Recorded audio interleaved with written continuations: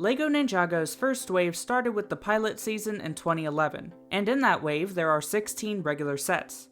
In this video, I'm going to rank every LEGO Ninjago pilot season set from 2011, and I'm not including polybags or the spinners. Number 16 is Ninja Training Outpost. It comes with one minifigure, Cole in the original suit, which is simple but classic. This is the smallest regular set and the weakest to me. The main build is some sort of weapon rack shrine thing, I'm not even sure, and it doesn't look that good. Then there is a target build, which is fine. This is okay for a smaller set, but with kind of weak builds that don't compare to the other sets. Number 15 is Knuckles ATV. It comes with two minifigures, Kai DX, and I love the DX suits with the cool dragon across the torso, and Knuckle, and I also love the Skullkin figures, especially the generals with the specialized heads. I'm not really a fan of the build for Knuckles ATV. It looks oversized for what it is, and I don't love the big plastic wheels. I do like all of the skeletal pieces, especially with the skull in the front, and it has a rubber tip missile in the front that I always like. It also comes with a spinner for Kai, which adds some nice play value. Number 14 is Ninja Ambush. It comes with two minifigures, Kai and Bonsai. The main build is a terrain area with a cool ambush feature to launch Kai through, and the other build is just a little platform for the Scythe of Quakes. There's nothing too special about this, but it is a fun small set. Number 13 is Skull Motorbike. It comes with two minifigures, Jay and Chopov. The build is the Skull Motorbike, and this style of motorcycle with the skeleton theming really works well for me. Its main feature is a lever on the side that makes the skull on the front launch forward. It's kind of a weird feature, and I don't know how useful it is, but it adds some nice playability. Number 12 is Ninjago Battle Arena. It comes with two minifigures, Cole DX and Bonsai, both with spinners. The build is an arena for the spinners. Half of it is dojo themed for the ninja, and the other half is skeleton themed for the Skullkin. It's a neat idea but looks a bit uneven, and I like the dojo half more. Each side has a ball shooter and weapon rack, and the dojo half has some flickfire missiles. This is a fun idea for the spinners, and I think it looks pretty good. Number 11 is the Mountain Shrine. It comes with two minifigures, Kai DX and a training dummy, also with a spinner for Kai. The Mountain Shrine build looks really good for a set this size with stuff hanging on the sides, and some weapons including the Sword of Fire, which is one of the coolest Ninjago weapons. In the back the sides can fold out a bit and the middle can spin around with a chest near the bottom. Then as a side build there's this weird thing that can spin around with blades but can also attach to the main shrine build. Number 10 is the Blacksmith Shop. It comes with two minifigures, Kai and Cruncha. The build is the Blacksmith Shop, and while I do like it, I feel like it's lacking. I like the roof design with the blacksmith details like the anvil and the fireplace, also with a tree built into it, which is interesting. Besides that though, it looks a little empty and basic, but the main feature is cool where the roof can lift up to reveal some weapons, which also spins the back wall to reveal some swords. Number 9 is Skeleton Bowling. It comes with 7 minifigures, JDX with a spinner, and 6 training dummies. This is another spinner playset, and I like the bowling idea for the spinners. The build around it is also a nice looking set piece with some weapons around, a functional scoreboard at the top, flickfire missiles, and it can fold out a bit for more space. Number 8 is Lightning Dragon Battle. It comes with 4 minifigures, JDX, Sensei Wu, Cruncha, and Fracjaw with a spinner for Cruncha. The main build is the Lightning Dragon, and this may be the biggest of the original 4 dragons, but it isn't my favorite or least favorite.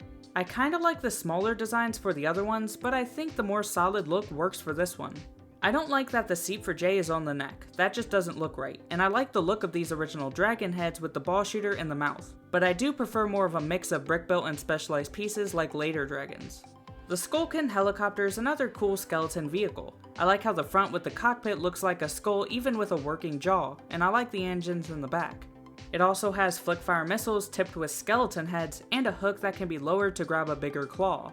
The saw blade in the back for the tail rotor is the weakest part of the build for me. This is just a pretty awesome set that has a lot going for it. Number 7 is the Turbo Shredder. It comes with 3 minifigures, Jay, Cole, and Fracjaw. The Turbo Shredder is an awesome Skullkin vehicle. I like the treads in the front with the skull that has a cool feature. When it moves forward, the front moves up and down like it's chomping. I don't like the look of the wheels in the back as much, and it would have been nice for the Ninja to have some sort of build, but I don't really have any other problems with this fun set. Number 6 is Ice Dragon Attack. It comes with 2 minifigures, Zane DX and Crazy.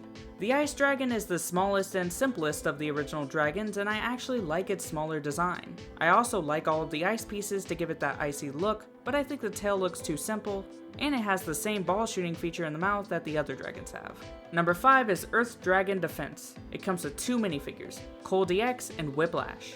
The Earth Dragon is the most unique of the original dragons with the different head shape and no wings. I like its uniqueness with it being my favorite of these dragons, and I like its color scheme, especially the sand green, but I think it would have been better with wings. The tail has some nice movement with a swinging feature, but the back legs are pretty stiff, and it has the ball shooting feature in the mouth. The side builds are pretty weak. There is a very small terrain build that holds the Scythe of Quakes, and a small boulder that can hold some jewels. Number 4 is Garmadon's Dark Fortress. It comes with 6 minifigures: Kai, Nia, Lord Garmadon, Samukai, which is one of my favorite figures in the entire theme, Chopov, and Bonsai. The fortress is a pretty different location build to the others in the wave, with it being more dark and menacing. There's a skull in the front that can be pushed off to become a skeleton spider, which is a good fun feature, but it's not connected well to the fortress. At the top of the fortress, there are 2 turrets that can spin around with flickfire missiles, and Garmadon's throne in the middle that can actually separate to become a walker. There's not too much for the interior, but there's a jail cell and a table area. Then it comes with a coffin side build with a feature to pop a skeleton out from it. Number 3 is the Spinjitzu Dojo. It comes with 3 minifigures: Zane, Sensei Wu, and Knuckle with a spinner for Wu. The dojo is a good looking location build that has some different training obstacles, like axes that can fall down on the left with a chain going across some spikes. On the right there are some spinning swords with a chain that goes across a small fire. It also has 2 flickfire missiles, and in the middle there's a big door that leads to the shuriken of ice, with a feature to explode the floor. Number 2 is the Skull Truck. It comes with 4 minifigures: Jay, Zane, Lord Garmadon, and Whiplash. I think the Skull Truck is the best and most complete looking Skullcan vehicle that also just looks awesome. The top section has a muscle car look to it that I like, but with giant wheels and a big skull in the front that works well. For features, it has some good suspension, which also opens and closes the mouth in the front, which is a nice effect. There's also a hand that can be launched from the back, and 2 cages on the sides. And number 1 is the Fire Temple. It comes with 7 minifigures: Kai DX, Zane, Nia, Sensei Wu, Lord Garmadon, Samukai, and Cruncha. The Fire Temple is the biggest set in this wave and a pretty good temple build, but is kind of outdated and has been outdone by later temple sets. I think the roof especially looks very simple. I really like the cool dragon prints on the bottom level, and the main play feature is pretty awesome. There's the Sword of Fire in the front, and when you pull that up, the whole temple splits in half to reveal the Fire Dragon, which is on a platform in the back. The interior doesn't have much with just some swords and training stuff, but there are 2 side areas. One has a drum, the other has swords, and both have a little tree and gate. Then it comes with a build for the Fire Dragon, which is my least favorite of the original dragons. Nothing stands out compared to the others, and I think the other dragons just do the designs better. I also don't like how the tail is built, and it still has that same ball shooting feature in the mouth. So that was my ranking of every LEGO Ninjago Pilot Season 2011 set.